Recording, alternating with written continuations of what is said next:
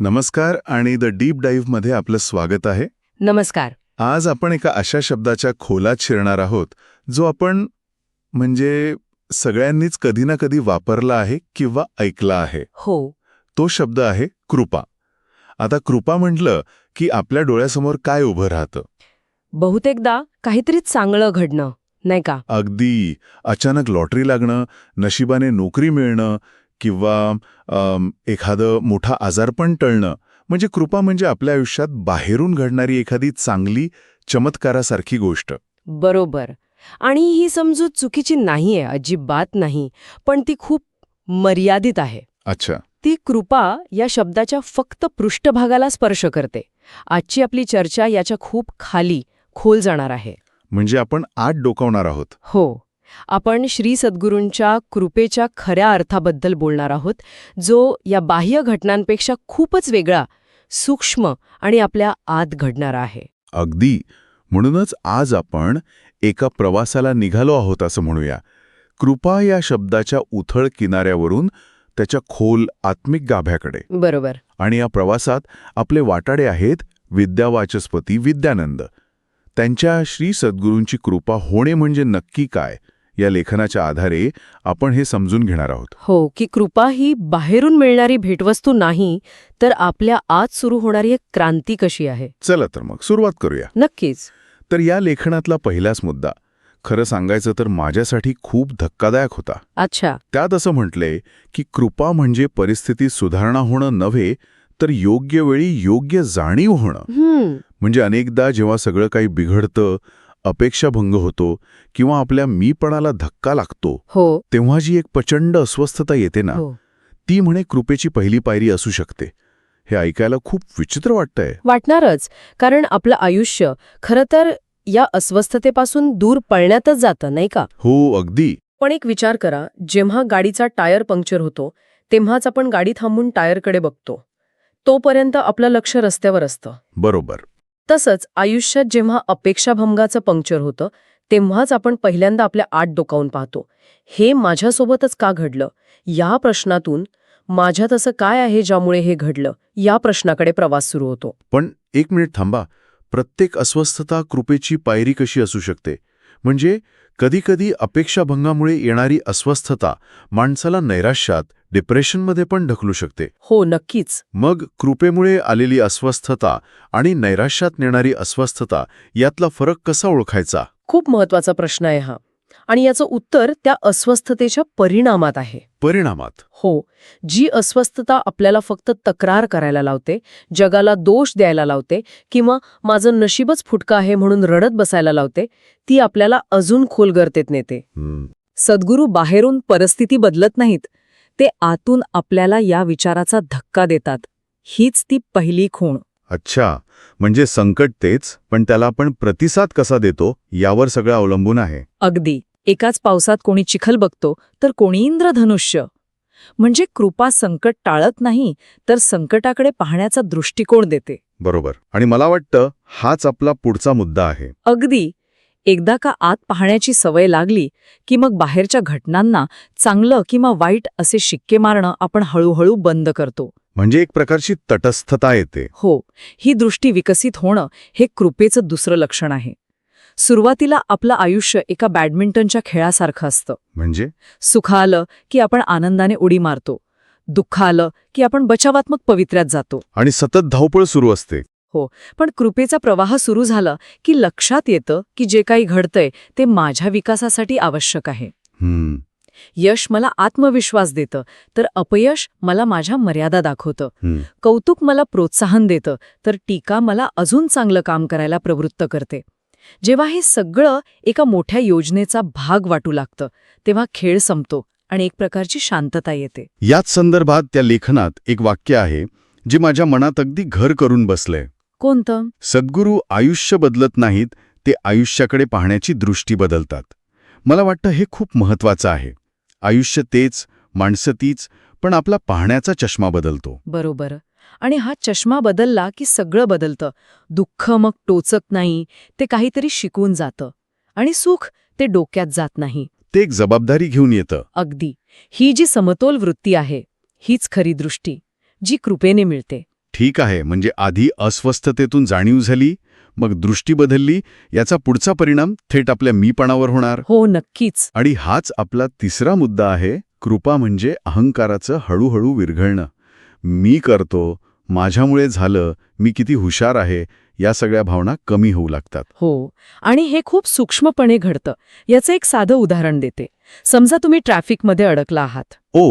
रोजचाच अनुभव आहे. तर तुमच्या अहंकारी मनाची पहिली प्रतिक्रिया काय असेल? हॉर्न वाजवणे, शिव्या देणे, या सगळ्या मूर्खांमुळे मला उशीर होतोय असं वाटणं. बरोबर. इथे मला उशीर होतोय, माझा वेळ वाया जातोय, हा मी खूप मोठा आहे. हे तर रोजचंच आहे. बरोबर. पण जेव्हा कृपा कार्य करू लागते आणि अहंकार विरघळू लागतो, तेव्हा त्याच परिस्थितीत तुम्ही कदाचित एक दीर्घ श्वास घ्याल, गाडीतलं संगीत ऐकाल आणि परिस्थिती स्वीकाराल. तुमच्या लक्षात येईल की तुमच्या चिडण्याने ट्रॅफिक काही सुटणार नाहीये. हो, हे खरं आहे. हा जो संघर्षाकडून स्वीकाराकडे झालेला प्रवास आहे ना, हे अहंकाराच्या विरघळण्याचं एक ठोस लक्षण आहे. याचा अर्थ निष्क्रिय होणं नाही, तर आपली ऊर्जा कुठे वापरायची हे शहाणपण येणं. पण ही कल्पना खूप आदर्श वाटते. प्रत्यक्षात अहंकार विरघळताना माणसाला भीती नाही का वाटणार? मीपणा सोडला तर माझी ओळखच पुसून जाईल, असं नाही का वाटणार? नक्कीच वाढणार, 100% वाटणार. कारण आपण आपल्या अहंकारालाच आपली ओळख समजतो. हो. पण सद्गुरूंची कृपा आपल्याला दाखवून देते की तुम्ही तुमच्या पदवी, बँक बॅलन्स किंवा सोशल मीडिया फॉलोअर्सपेक्षा खूप मोठे आहात. म्हणजे अहंकार म्हणजे एक भिंत आहे. अगदी. आपण आपल्या भोवती बांधलेली एक भिंत. ती भिंत पाडताना सुरुवातीला असुरक्षित वाटतं, पण ती पडल्यावरच आपल्याला दिसतं की बाहेर किती मोठा आकाश आहे. आणि मग काय होतं? अहंकार गेल्यावर व्यक्ती शांत होते, कारण सतत काहीतरी सिद्ध करण्याची धडपड संपते. ती अधिक समंजस होते, कारण तिला दुसऱ्यांच्या चुकांमागची कारणं दिसू लागतात. आणि सर्वात महत्त्वाचं, ती अधिक प्रेमळ होते, कारण मी आणि तू मधली भिंतच कोसळलेली असते. हे खूपच सखोल आहे. म्हणजे अहंकार कमी होण्याचा परिणाम फक्त आपल्यापुरता राहत नाही, तर आपल्या सगळ्या नात्यांवर होतो. बरोबर. आता मला एक प्रश्न पडतोय. जर सगळं आतूनच बदलायचं आहे, आतूनच शांती मिळवायची आहे, तर मग सद्गुरूंची किंवा बाहेरच्या शक्तीची गरजच काय? आणि हाच आपला पुढचा मुद्दा आहे. कृपा म्हणजे बाहेरून मिळणारा आधार नाही, तर आतून उगवणारा आत्मविश्वास. अप्रतिम प्रश्न. कारण आपल्याला नेहमी वाटतं की कृपा म्हणजे डोक्यावर कोणाचा तरी हात असणं. हो, एक प्रकारचा आधार. पण सद्गुरू आपल्याला कुबडी देत नाहीत, ते आपल्या पायांमध्ये बळ निर्माण करतात. आपण नेहमी बाहेर आधार शोधतो, व्यक्ती, पैसा, पद. पण हे सगळे आधार तात्पुरते आहेत. बरोबर, ते कधी ना कधी निसटतातच. कृपा आपल्याला या बाह्य आधारांवर अवलंबून राहायला नाही शिकवत. मग हा आतला आधार नेमका कशाचा असतो? तो कुठून येतो? हा आधार असतो तत्वांचा, व्यक्तींचा नाही. समजा तुम्ही समुद्रात प्रवास करणारा एक नावाडी आहात. तुम्हाला दिशा दाखवण्यासाठी काय लागतं? ध्रुवतारा. बरोबर. आता तो ध्रुवतारा काही तुमची नाव ओढत नाही, तो तुम्हाला आधार देत नाही, तो फक्त स्थिर राहून दिशा दाखवतो. अच्छा.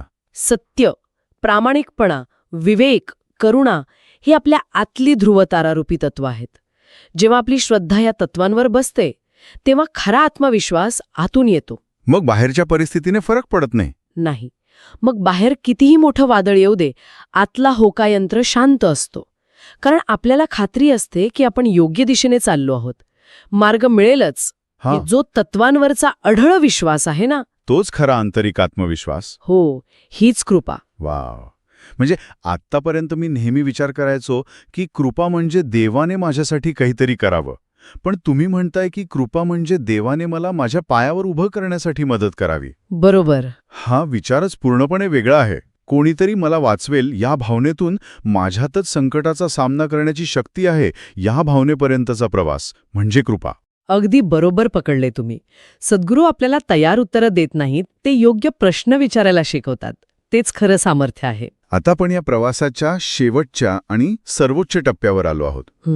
आपण जाणीवेबद्दल, नव्या दृष्टीबद्दल, अहंकाराच्या विरघळण्याबद्दल आणि आतल्या आत्मविश्वासाबद्दल बोललो. पण या सगळ्याचा कळस काय? श्री सद्गुरूंच्या कृपेचा अंतिम अनुभव कोणता? लेखनानुसार तो आहे स्वातंत्र्य. स्वातंत्र्य? हो, स्वातंत्र्य. पण हे राजकीय किंवा सामाजिक स्वातंत्र्य नाही. मग? हे आहे आंतरिक स्वातंत्र्य. हे स्वातंत्र्य कशापासून आहे तर आपल्याच मनातल्या भीती आणि भ्रमांपासून. हे जरा सोपं करून सांगाल का? म्हणजे कुठली भीती, कसले भ्रम? नक्कीच. कल्पना करा की तुम्ही अदृश्य साखळ्यांनी बांधलेले आहात. अच्छा. लोक काय म्हणतील ही एक साखळी, माझं भविष्य कसं असेल ही दुसरी, मी अयशस्वी झालो तर ही तिसरी. आपण आयुष्यभर या साखळ्यांना ओढत जगत असतो. हे खरं आहे. कृपा म्हणजे या साखळ्या एक एक करून ओळखणं आणि त्या तोडून टाकण्याचं सामर्थ्य मिळणं. सद्गुरू तुम्हाला हातोडा देत नाहीत. ते फक्त प्रकाश टाकतात. बरोबर.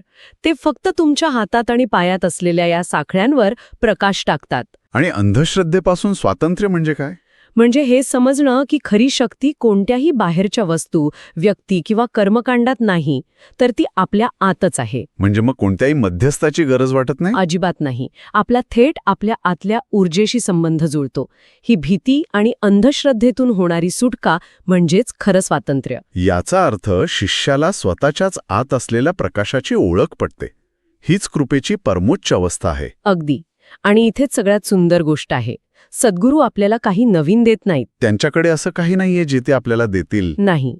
ते फक्त एका धुळीने माखलेल्या आरशावरची धूळ झटकतात, जेणेकरून तुम्हाला तुमचं खरं, मूळचं तेजस्वी रूप स्पष्ट दिसावं.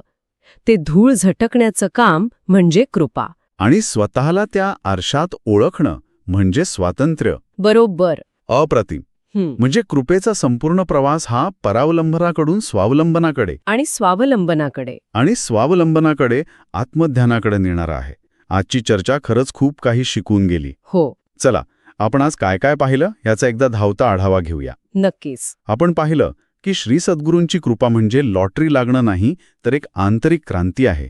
याचा प्रवास सुरू होतो कठीण परिस्थितीतून येणाऱ्या अस्वस्थतेतून, जी आपल्याला योग्य जाणीव करून देते. त्यानंतर ही जाणीव आपल्याला सुख-दुःखाच्या पलीकडे पाहण्याची एक नवी दृष्टी देते, जिथे प्रत्येक घटना आपल्या विकासासाठी आवश्यक वाटू लागते. या नव्या दृष्टीमुळे आपला मी कर्ता हा भाव म्हणजेच अहंकार हळूहळू विरघळू लागतो.